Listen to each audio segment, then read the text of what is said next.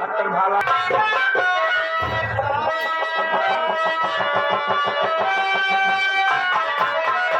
हमारे पानी भरे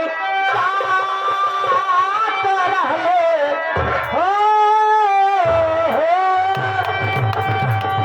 हमारे मंत्री जी के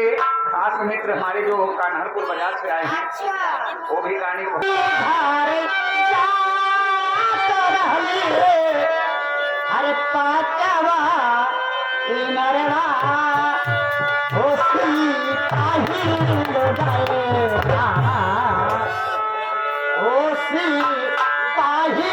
लुगाएना अरे धाई धाई आचारा के बेला मावे अरे धाई धाई आचारा के बेला मावे हो सिपाही लुगाएना धाई धाई आचारा के बेला मावे हो सिपाही लुगाएना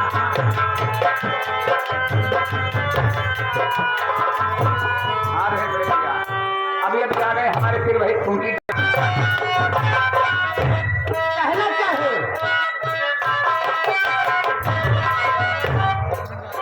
ए छोरा है सिपाही राजा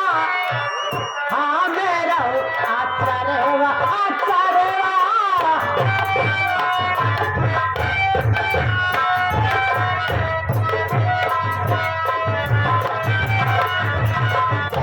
छोरा है सिपाही राजा हाँ मेरा आचरवा ओ रोवत हुई है ना ओ रोवत हुई है ना सुंदर गोदिया लगन